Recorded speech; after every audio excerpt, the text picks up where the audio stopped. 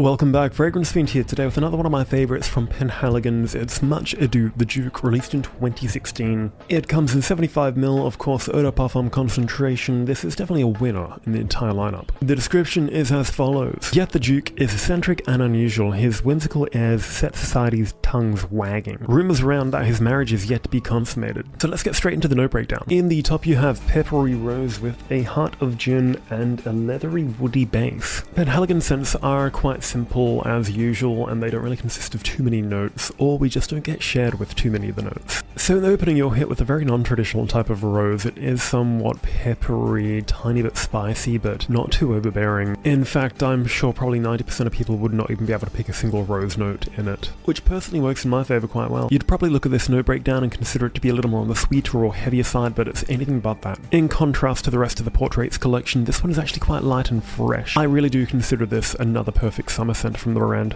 The gin just adds a bit of a tiny bit of a crisp freshness to the mix. Once again, it's one of those notes you wouldn't really be able to pick out of this scent. And lastly, the leathery woods in the base. Like, none of these notes really translate into this type of fragrance. I mean, you can smell it, it's there once you pick it up, but if you asked someone what the notes were, they'd probably have a bit of a challenge trying to figure out what's in it. This, however, does not stray too far from the typical Portraits DNA. I mean, it's not the same as Cousin Matthew, but you can pick up little hints which may be similar to the other ones. What really brings this one together though is that warm leathery base with those mildly organic smelling woods. It's definitely an unpredictable one based on that note breakdown, but it's one you definitely have to get your nose onto. I'm at that level of the bottle where mine is like 20%, where you really toss up whether to really drag this one out or just invest into a new bottle. As much as I would like to buy another one, these do come at quite a price. And to be honest, as much as I've loved it, I probably want to change it up a bit by now. This, however, would make a perfect signature scent. There's nothing quite like it which I can compare it to, which is what Penhaligons are good at doing. They're really good at making perfect signature scents for people. And I have to say, I really like that pressurized atomizer. Overall, it is quite genderless. There's nothing really masculine or too feminine about it. It really does sit perfectly in the middle. And like one of my other favorites from the brand, which is Cousin Matthew, it does have that addictive tonality to it where you really want to kind of overspray yourself. For this one, you may need a few more sprays than usual because it's not really an all-day blasting scent. You might get about 5 hours out of it max. But for my standard, that is definitely good enough. I just like how natural it smells, really. There's nothing artificial poking out about it. But overall, I really highly recommend checking this one out. It is a really good scent. And it's one of the few blind buys I actually did where I wasn't disappointed. I never actually smelled this before I bought it. And for something which is quite simple, it's still fresh and adds that woody element in the base. It also has the floral element of that rose and